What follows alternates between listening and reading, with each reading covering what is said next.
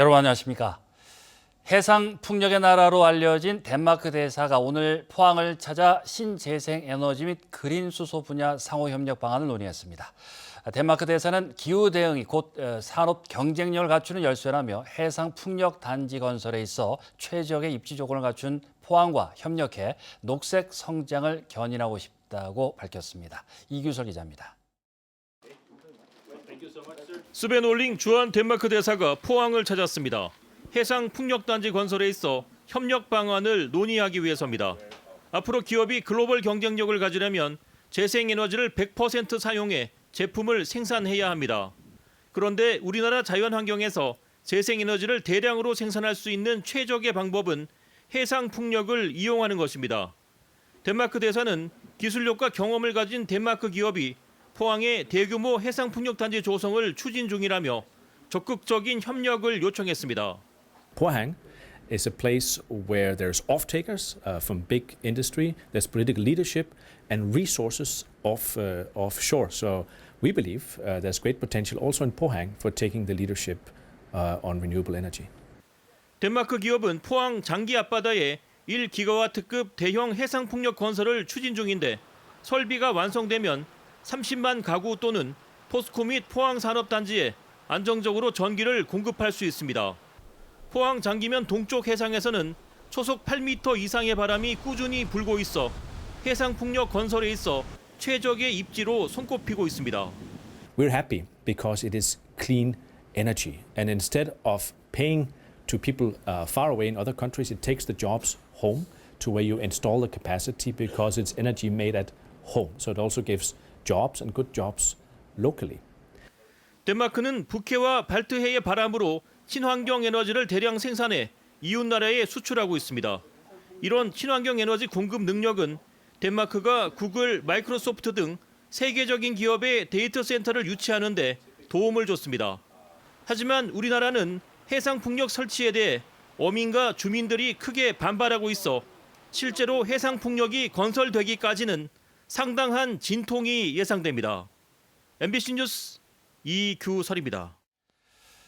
포항 촉발지진 1심 일부 승소 판결 이후 소송 대란이 벌어지면서 포항에서는 주민등록 초본 발급 건수가 급증하고 있습니다. 포항시에 따르면 하루 평균 600에서 700건이던 주민등록 초본 발급 건수는 판결 이후 12,000건 이상으로 20배 가깝게 급증했습니다. 소송 소멸 시효가 내년 3월 20일까지로 다가오면서 포항에서는 추가로 소송을 제기하려는 시민들이 변호사 사무실에 몰리면서 소송 대란이 벌어지고 있습니다. 역사문화도시 경주시가 무형 자산과 관광 자원을 바탕으로 도시 이미지를 새롭게 정립하는 작업에 들어갔습니다. 세계 주제 10대 브랜드를 선정해 다양한 프로그램을 개발했고 콘텐츠 공모 등 사업을 확대하기로 했습니다. 임재욱 기자입니다. 도심 곳곳에서 신라시대를 비롯해 다양한 유적을 만날 수 있는 천년고도 경주시. 역사 유적에 각종 문화예술 기반이 갖춰져 있어 매년 2천만 명이 찾는 대표적인 관광도시이기도 합니다. 경주시가 이런 역사문화 관광도시 이미지에 새로운 변화에 맞춰 도시 이미지 브랜드 구축에 나섰습니다. 고착화된 전통적 이미지에 천년도시, 황금도시, 정원도시 3개 주제에 10개 브랜드를 선정해 추진하고 있습니다. 무형자산과 문화예술, 관광자원을 비롯한 도시자원을 토대로 3개 테마의 10가지의 브랜드를 발굴하고 이 브랜드를 알리기 위해 심포지엄, 각종 공연 등의 다양한 사업들을 시행했습니다. 올해는 뉴 브랜드 육성을 위해 보조 사업자 9곳을 선정해 연극과 국악, 포럼과 학술 대회를 열었습니다. 내년에는 차별화되고 고유한 도시 브랜드를 만들기 위해 시민 참여를 늘리고 콘텐츠 공모에도 나서기로 했습니다. 3개 테마 10가지 브랜드를 많은 사람들에게 알려나가기 위한 효과적인 방안을 체계적으로 연구할 것이며 또한 브랜드를 활용한 콘텐츠 공모 사업 등을 통해 도시 이미지를 새롭게 만드는 데는 지역에 국한하지 않고 브랜드 국제 공모전 등 폭넓고 다양한 시도가 필요하다는 의견도 제시됐습니다.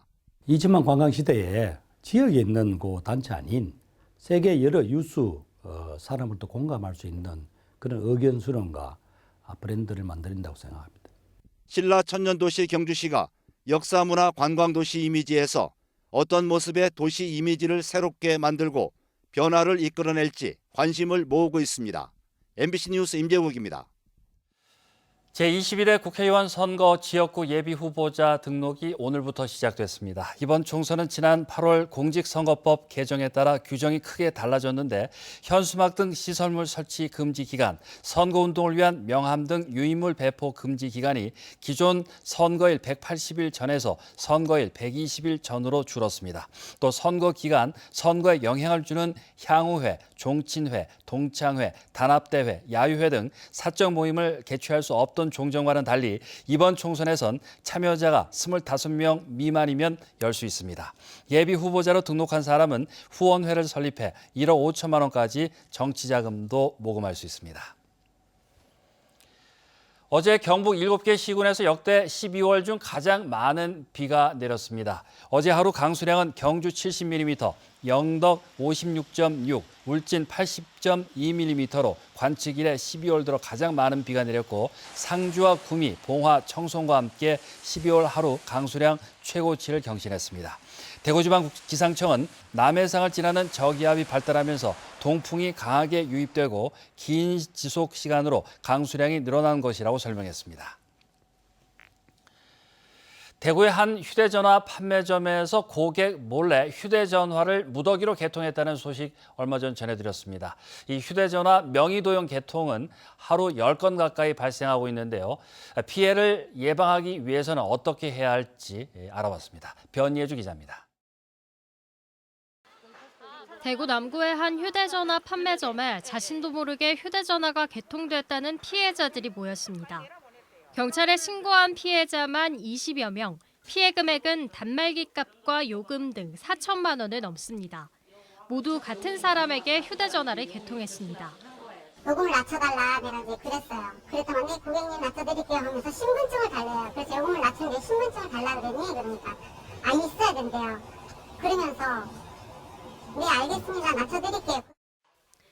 이렇게 건네받은 신분증의 사본을 가지고 있다가 고객 몰래 명의를 도용한 걸로 경찰 조사에서 드러났습니다. 판매점은 고객 몰래 휴대전화를 개통해 한 대당 수십만 원의 판매 장려금을 대리점으로부터 받아 챙겼는가 하면 단말기는 중고업자에게 다시 팔아 기기값까지 챙겼습니다. 최근 5년간 이동통신 3사에 휴대전화 명의도용으로 접수된 신고는 16,900여 건, 하루 10건 가까이 됩니다. 피해액은 54억 3천만 원에 달합니다. 하지만 통신사가 명의도용 피해를 인정해 보상한 사례는 25%에 그칩니다.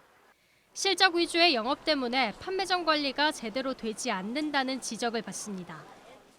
판매점 같은 경우는 실적이 바로 붙어있기 때문에 그러다 보니까 거기에 개인정보가 쌓이면 그걸 관리할 수 있는 체계가 안 만들어지죠.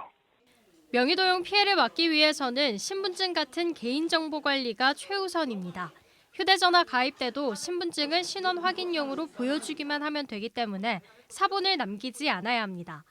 이동통신 3사 인증 앱인 패스와 한국정보통신진흥협회의 명의도용 방지 서비스를 통해서는 자신의 이름으로 된 통신 개통 사항을 확인할 수 있습니다. 패스 앱이나 명의도용 방지 서비스에서 가입 제한 설정을 하면 새로운 휴대전화가 개통되는 것을 미리 막을 수 있습니다. 또 자신이 사용한 통신 요금 청구서를 꼼꼼히 확인해 신청한 요금제보다 초과하는 금액이 있는지 등을 확인하는 것도 피해를 줄일 수 있는 중요한 방법입니다. MBC 뉴스 변예주입니다. 포항 남부경찰서는 음주운전을 하다 도로 도색 작업자를 친 뒤 달아나 사망에 이르게 한 혐의로 20대 남성을 붙잡아 조사하고 있습니다. 경찰에 따르면 이 남성은 지난 10일 오전 10시쯤 포항시 해도동의 한 교차로에서 도로 도색 작업을 하던 50대 남성을 치고 달아났습니다. 피해 남성은 사고 이후 병원으로 옮겨졌지만 숨졌습니다. 경찰은 운전자의 혈중 알코올 농도가 면허 취소 기준을 넘긴 0.099%였으며 구속영장을 신청했다고 밝혔습니다. 어제 저녁 7시쯤 울진군 금강송면 하원리 옛 36번 국도 옆 야산에서 300여 톤의 낙석이 발생해 교통이 통제되었습니다. 낙석 사고로 인근 마을 25가구가 정전돼 1시간여 만에 복구됐습니다. 울진에는 어제 최대 150mm의 많은 비가 내려 지반이 약해지면서 낙석이 발생한 것으로 추정됩니다. 포항지진범시민대책본부가 취약계층의 지진 피해 위자료 소송을 무료로 돕기로 했습니다. 대상은 포항시에 등록된 중증 장애인과 기초수급자 약 3만 명이며 3만 원의 착수금이 없어도 시민소송에 동참할 수 있게 됩니다. 범대본은 법무법인 인월과 최구열 변호사 등 협력 변호사들과 함께 공익소송에 나섰으며 무료 소송 프로젝트에 동참할 지역 변호사들이 더 모이면 추가로 명단을 알리겠다고 밝혔습니다. 경북의 마을 숲과 나무 등 5곳이 산림청의 올해 국가 산림문화자산으로 새로 지정 고시됐습니다. 이번에 고시된 5곳은 수령 700년, 포항 최고령 노고수인 신광면 마북리 무자 천손 느티나무와 청송군 파천면에 100년 이상 된 소나무 마을 숲, 우리나라 최고령 전목 감나무인 상주시 외남면 하늘 아래 첫 감나무 등입니다. 산림청은 2014년부터 산림문화에서 가치가 높은 대상을 발굴해 국가 산림문화자산으로 지정해 관리하고 있습니다.